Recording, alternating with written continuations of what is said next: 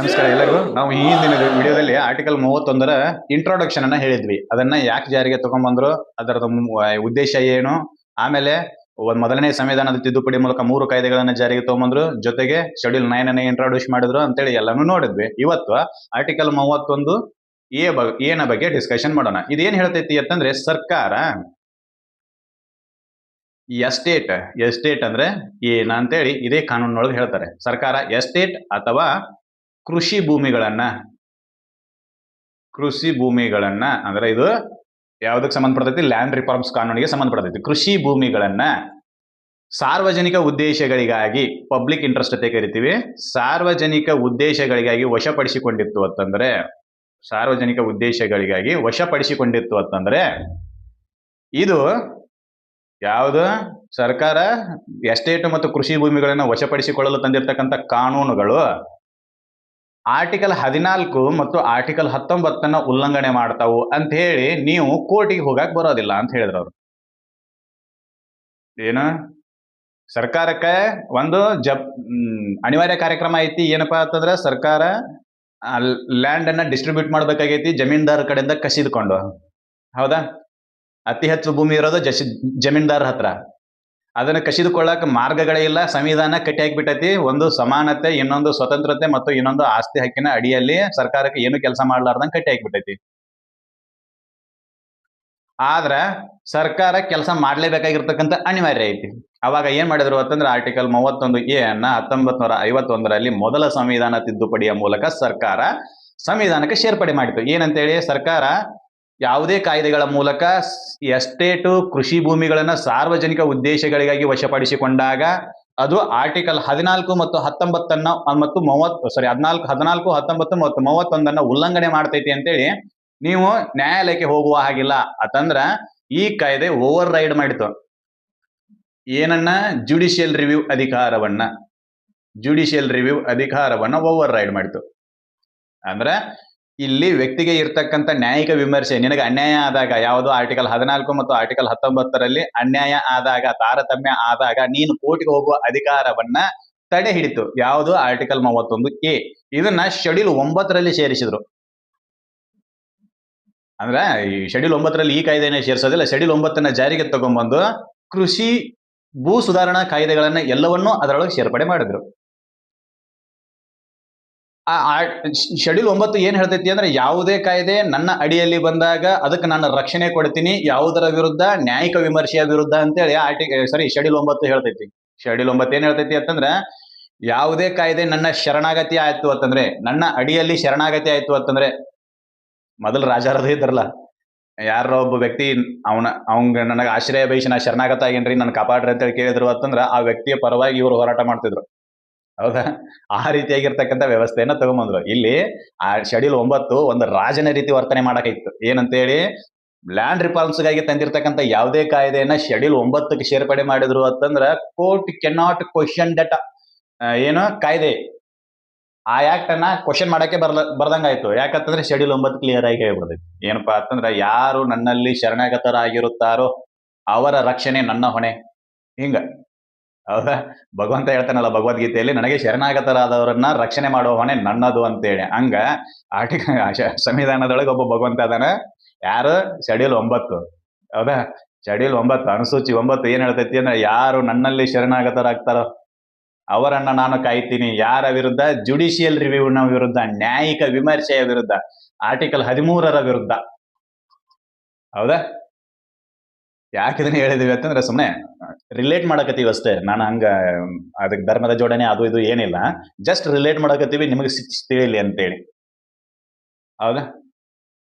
ಸಮಾಜದೊಳಗ ಈ ರೀತಿಯಾಗಿರ್ತಕ್ಕಂಥ ಸಂವಿಧಾನದ ತಿದ್ದುಪಡಿಗಳಲ್ಲಿ ಜಾರಿಗೆ ತಗೊಂಡ್ಬರೋದು ಅವಾಗ ಅನಿವಾರ್ಯನೂ ಆಗಿತ್ತು. ಯಾಕಂತಂದ್ರೆ ಸರ್ಕಾರ ಪರಿಹಾರ ಕೊಟ್ಟು ಭೂಮಿಯನ್ನ ಖರೀದಿ ಮಾಡಿ ಅದನ್ನ ಬಡವರಿಗೆ ಹಂಚತಕ್ಕಂಥ ಸ್ಥಿತಿಯಲ್ಲಿ ಸರ್ಕಾರ ಇರಲಿಲ್ಲ. ಇದನ್ನ ಹಂಚಬೇಕಂತೇಳಿ ಏನಿತ್ತು ಅಂತಂದ್ರೆ, ಯಾಕಪ್ಪ ಅಂತಂದ್ರೆ ನೆಹರೂರವರು ಸೋಷಿಯಲಿಸ್ಟಿಕ್ ಮೈಂಡ್ ಸೆಟ್ ದವರು, ಸಮಾಜವಾದಿ ಮೈಂಡ್ ಸೆಟ್ ದವರು. ಸಮಾಜವಾದದವ್ರದ್ದು ಒಂದು ಇದನ್ನ ಏನಪ್ಪಾ ಅಂತಂದ್ರ, ಏನು accumulation of the wealth is very dangerous to the national safety ಅಂತ ಹೇಳ್ತಾರೆ ಅವರು. ಅಂದ್ರ ಒಬ್ಬರ ಹತ್ರನೇ ಆಸ್ತಿಯ ಸಂಚಯ ಅಥವಾ ಏನು ಸಂಪತ್ತಿನ ಸಂಚಯ ಈ ರಾಷ್ಟ್ರಹಿತಕ್ಕೆ ಅತ್ಯಂತ ಡೇಂಜರ್. ಅಂತೇಳಿ ಸಮಾಜವಾದದವ್ರು ಹೇಳ್ತಾರೆ. ಅದಕ್ಕೆ ಅವರು ಸಂಪತ್ತಿನ ಹಂಚಿಕೆ ಬಗ್ಗೆ ಮಾತಾಡ್ತಾರೆ. ಹೌದಾ? ಇಲ್ಲಿ ಜಮೀನ್ದಾರ್ ಹತ್ರ ಸಂಪತ್ತಿನ ಸಂಚಯ ಜಾಸ್ತಿ ಇತ್ತು. ಜಮೀನ್ದಾರರು ವಿಷ್ಣುವರ್ಧನ್ ಫಿಲ್ಮ್ ಅಲ್ಲಿ ಇದು ಬೇರೆ ಫಿಲ್ಮ್ ಇದು ಸಂವಿಧಾನದ ಫಿಲ್ಮ್. ಜಮೀನ್ದಾರ್ ಹತ್ರ ಜಾಸ್ತಿ ಏನಿತ್ತು, ಆಸ್ತಿ ಇತ್ತು, ಲ್ಯಾಂಡ್ ಇತ್ತು. ಅದನ್ನ ಬಡವರಿಗೆ ಹಂಚಬೇಕಾಗಿತ್ತು. ಅವಾಗ ಆರ್ಟಿಕಲ್ 14 ಮತ್ತು 19 ಅಡ್ಡ ಬರ್ತಿದ್ವು.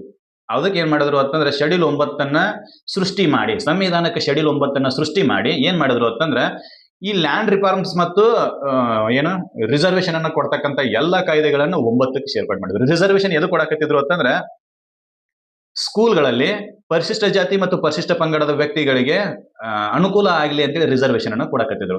ಅದು ಆರ್ಟಿಕಲ್ 14 ಸಮಾನತೆಯ ಉಲ್ಲಂಘನೆ ಮಾಡತೈತಿ ಅಂತೇಳಿ ಕೋರ್ಟಿಗೆ ಹೊಂಟಿದ್ರು. ಯಾಕಂತಂದ್ರೆ ಸಮಾನತೆ ಅಂದ್ರೆ ಎಲ್ಲರನ್ನು ಸಮಾನರಾಗಿ ನೋಡಬೇಕು. ಹೌದಾ?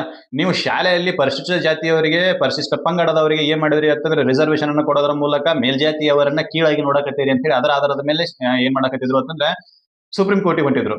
ಅದನ್ನು ಏನ್ ಮಾಡಿದ್ರು ಅಂತಂದ್ರೆ ಶೆಡ್ಯೂಲ್ 9 ಅಡಿಯಲ್ಲಿ ಸೇರ್ಪಡೆ ಮಾಡಿಬಿಟ್ರು. ಶೆಡ್ಯೂಲ್ 9 ಅಡಿಯಲ್ಲಿ ಸೇರ್ಪಡೆ ಮಾಡಿದ್ರಿಂದ you cannot go to the court for the violation of the article 14 and 19 ಅಂತ ಹೇಳಿ. ನೀನ್ ಕೋರ್ಟಿಗೆ ಹೋಗಕ್ಕೆ ಬರೋದಿಲ್ಲ. ಯಾಕಂತಂದ್ರೆ ಅದು ರಕ್ಷಣೆ ಮಾಡ್ತೈತಿ.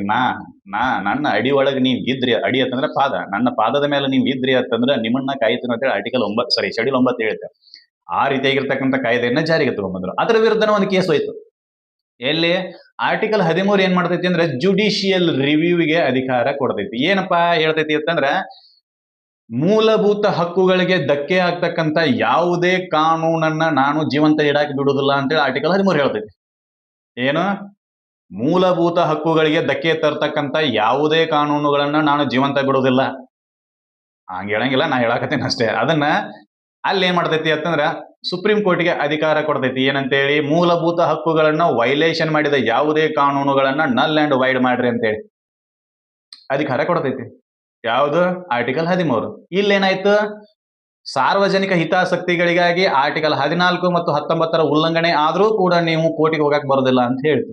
ಅಂದ್ರೆ ಇದು ಮೂಲಭೂತ ಹಕ್ಕುಗಳಿಗೆ ಧಕ್ಕೆ ತರ್ತಕ್ಕಂಥ ಕಾನೂನುಗಳನ್ನ ತಂದ್ರೂ ಕೂಡ ಕ್ವಶನ್ ಮಾಡಕ್ ಬರೋದಿಲ್ಲ ಅಂತೇಳಿ ಸಂವಿಧಾನದ ತಿದ್ದುಪಡಿ 1 ಹೇಳ್ತಿತ್ತು. ಹೌದಾ? ಆದ್ರೆ ಆರ್ಟಿಕಲ್ 13 ಏನ್ ಹೇಳ್ತೈತಿ? ಸಂವಿಧಾನ ಕಡೆ ಸೈಡ್ ಇರಲಿ, ಮೂಲಭೂತ ಹಕ್ಕುಗಳಿಗೆ ಏನಾದ್ರೂ ಧಕ್ಕೆ ಬಂದಿತ್ತು ಅಂತಂದ್ರೆ ಅದನ್ನ ಪ್ರೊಟೆಕ್ಟ್ ಮಾಡ್ತೀನಿ ಅಂತೇಳಿ ಆರ್ಟಿಕಲ್ 13 ಹೇಳ್ತೈತಿ. ಜುಡಿಷಿಯಲ್ ರಿವ್ಯೂ ಅನ್ನು ಕೊಡ್ತೈತಿ. ನ್ಯಾಯಿಕ ವಿಮರ್ಶೆನ ಆರ್ಟಿಕಲ್ 13 ಕೊಡ್ತೈತಿ. ಇಲ್ಲಿ ನ್ಯಾಯಿಕ ವಿಮರ್ಶೆಯನ್ನ ತೆಗೆದಾಕ್ತಿದ್ದು. ಅವಾಗ ಒಂದು ಕೇಸ್ ಹೋಗ್ತೈತಿ ಸುಪ್ರೀಂ ಕೋರ್ಟಿಗೆ, ಮೊದಲನೇ ಕೇಸು. ಆ ಕೇಸ್ ಏನ್ ಹೇಳ್ತೈತಿ ಅಂತ ನೋಡೋದಾದ್ರೆ ಆ ಕೇಸ್ ಯಾವ್ದಪ್ಪ ಅಂತಂದ್ರೆ ಶಂಕರಿ ಪ್ರಸಾದ್ ಕೇಸ್. ಈಗಾಗಲೇ ಹೇಳೇನಿ ನಾ ಒಂದ್ಸಲ, ಆದ್ರೂ ಇನ್ನೊಂದ್ಸಲ ಹೇಳ್ತೀನಿ. ಶಂಕರಿ ಪ್ರಸಾದ್ ಕೇಸ್ ಇದೇ ಮಾಡ್ತು ಅಂತಂದ್ರೆ ಲ್ಯಾಂಡ್ ರಿಫಾರ್ಮ್ಸ್ ಮತ್ತು ಸಂವಿಧಾನ ತಿದ್ದುಪಡಿ ಕಾಯ್ದೆ 1 ಅದರ ವಿರುದ್ಧ ಸುಪ್ರೀಂ ಕೋರ್ಟಿಗೆ ಹೋದ್ರಿ ಇವರು. ಏನು ಆರ್ಟಿಕಲ್ 13 ಮತ್ತು ಸಂವಿಧಾನದ ತಿದ್ದುಪಡಿ ನಂಬರ್ 1 ಇದರಲ್ಲಿ ಇನ್ಕನ್ಸಿಸ್ಟೆನ್ಸಿ ಐತೆ ಅಂತೇಳಿ ಸುಪ್ರೀಂ ಕೋರ್ಟಿಗೆ ಹೋದ್ರು. ಏನು ಆರ್ಟಿಕಲ್ 13 ನಾನು ಮೂಲಭೂತ ಹಕ್ಕುಗಳನ್ನ ರಕ್ಷಣೆ ಮಾಡ್ತೀನಿ ಅಂತ ಹೇಳ್ತೈತಿ. ಸಂವಿಧಾನದ ತಿದ್ದುಪಡಿ ಕಲಂ 1 ಏನ್ ಹೇಳ್ತೈತಿ ಅಂತಂದ್ರೆ ನಾನು ಆರ್ಟಿಕಲ್ 14 ಮತ್ತು 19 ಉಲ್ಲಂಘನೆ ಮಾಡಿದ್ರೆ ರಕ್ಷಣೆ ಕೊಡ್ತೀನಿ ಅಂತ ಹೇಳ್ತೈತಿ. ಹೌದಾ?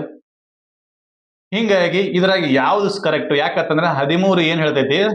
ಲಾ ಅಂದ್ರೆ ಏನಂತೇಳಿ ಹೇಳ್ತೈತಿ, ಕಾನೂನು ಅಂದ್ರೆ ಏನಂತೇಳಿ ಇದು ಹೇಳ್ತೈತಿ. ಅವಾಗ ಶಂಕರಿ ಪ್ರಸಾದ್ ಕೇಸ್ನಲ್ಲಿ ಸುಪ್ರೀಂ ಕೋರ್ಟ್ದವ್ರು ಜಜ್ಮೆಂಟ್ ಕೊಡ್ತಾರೆ. ಲಾ ಅಂತಕ್ಕಂಥ ಪದ ಸಂವಿಧಾನದ ತಿದ್ದುಪಡಿಯನ್ನ ಒಳಗೊಳ್ಳುವುದಿಲ್ಲ. ಸಂವಿಧಾನದ ತಿದ್ದುಪಡಿ extraordinary method. Extraordinary method, ಸಾಮಾನ್ಯವಾದದ್ದಲ್ಲ ಅದು ಕಾಯ್ದೆ. ಇದು ಲಾ ಅಂತಕ್ಕಂಥದ್ದು ಸಾಮಾನ್ಯ ಕಾಯ್ದೆಗಳಿಗೆ ಮಾತ್ರ ಅನ್ವಯ ಆಕೈತಿ. ಸಂವಿಧಾನದ ತಿದ್ದುಪಡಿ ಕಾಯ್ದೆಗೆ ಅದು ಅನ್ವಯ ಆಗುವುದಿಲ್ಲ ಅಂತೇಳಿ ಜಜ್ಮೆಂಟ್ ಬರೆದ್ರು. ಅಂದ್ರೆ ಇಲ್ಲಿ ಸುಪ್ರೀಂ ಕೋರ್ಟ್ದವರೇ ಒಪ್ಕೊಂಡ್ರು ಈ ಕೇಸ್ನಲ್ಲಿ ಆರ್ಟಿಕಲ್ 14 ಮತ್ತು 19 ಉಲ್ಲಂಘನೆ ಮಾಡ್ತಕ್ಕಂಥ ಕಾಯ್ದೆಗಳು ಸಾರ್ವಜನಿಕ ಹಿತಾಸಕ್ತಿಗೆ ಸಂಬಂಧಿಸಿದ್ರೆ ಅವುಗಳ ರಕ್ಷಣೆ ಅನಿವಾರ್ಯ ಅಂತ. ಹೌದಾ? ಅದರ ಮೂಲಕ ನೆಹರು ಅವರು ಏನ್ ಮಾಡಿದ್ರು ಅಂದ್ರೆ ಧನಾದನ್ ಎಲ್ಲರಿಗೂ ಲ್ಯಾಂಡ್ ಡಿಸ್ಟ್ರಿಬ್ಯೂಷನ್ ಅನ್ನ ಮಾಡಕ್ ಸ್ಟಾರ್ಟ್ ಮಾಡಿದ್ರು. ಅಂದ್ರೆ ಸಮಾಜದಲ್ಲಿ ಇರ್ತಕ್ಕಂಥ ಶೋಷಿತ ವರ್ಗದವರಿಗೆ ಆಸ್ತಿಯನ್ನ ವಿಸ್ತರಿಸುವ ಅಥವಾ ಕೊಡುವ ಈ ರೀತಿಯಾಗಿರ್ತಕ್ಕಂಥ ಯಾವುದೇ ಕಾನೂನುಗಳಿಗೆ ರಕ್ಷಣೆಯನ್ನು ಕೊಡ್ತಕ್ಕಂಥ ಕೆಲಸವನ್ನ ಶೆಡ್ಯೂಲ್ 9 ಮಾಡಾಕಿತ್ತು. ಅಲ್ಲಿ ಹಿಡದ ಲ್ಯಾಂಡ್ ಡಿಸ್ಟ್ರಿಬ್ಯೂಷನ್ ನಡೆಯಕ್ಕೆ ಸ್ಟಾರ್ಟ್ ಮಾಡ್ತು. ಹೌದಾ? ಅಲ್ಲಿ ಹಿಡದ ಇಲ್ಲಿ ತನಕನು ಬತ್ತು. ಇದು ಆರ್ಟಿಕಲ್ 31A. ಇನ್ನು ಆರ್ಟಿಕಲ್ 31B ಮುಂದಿನ ವಿಡಿಯೋದಲ್ಲಿ ಚರ್ಚೆ ಮಾಡೋಣ. ಈ ವಿಡಿಯೋದಲ್ಲಿ ಹೇಳಿರ್ತಕ್ಕಂಥ ಮಾಹಿತಿ ನಿಮಗೆಲ್ಲ ಇಷ್ಟ ಆಗೈತಿ ಅಂತ ನಾನು ಅನ್ಕೊಂಡಿನಿ. ಇಷ್ಟ ಆಗಿತ್ತು ಅಂತಂದ್ರೆ ಇದನ್ನ ಎಲ್ಲರಿಗೂ ಸರ್ಕ್ಯುಲೇಟ್ ಮಾಡ್ರಿ. ಆಮೇಲೆ ನಮ್ಮ ಚಾನಲ್ ಅನ್ನ ಸಬ್ಸ್ಕ್ರೈಬ್ ಮಾಡ್ರಿ, ಲೈಕ್ ಮಾಡ್ರಿ, ತಪ್ಪಾಗಿತ್ತು ಅಂದ್ರೆ ಕಮೆಂಟ್ ಮೂಲಕ ತಿಳಿಸ್ರಿ, ತಪ್ಪಿರ್ಲಿಲ್ಲ ಕರೆಕ್ಟ್ ಇತ್ತು ಅಂತಂದ್ರೆ ಅದನ್ನು ಕೂಡ ಕಮೆಂಟ್ ಮೂಲಕ ತಿಳಿಸ್ರಿ. ಮುಂದಿನ ವಿಡಿಯೋದಲ್ಲಿ ಆರ್ಟಿಕಲ್ 31B ನ ಬಗ್ಗೆ ಚರ್ಚೆ ಮಾಡೋಣ. ಅದು ಕೂಡ ಸಂವಿಧಾನದ ತಿದ್ದುಪಡಿ 1ರ ಮೂಲಕನೇ ಸಂವಿಧಾನಕ್ಕೆ ಸೇರ್ಪಡೆ ಆಗಿರ್ತಕ್ಕಂಥದ್ದು. ಅದನ್ನ ಚರ್ಚೆ ಮಾಡೋಣ. ಅಲ್ಲಿವರೆಗೂ ಧನ್ಯವಾದಗಳು.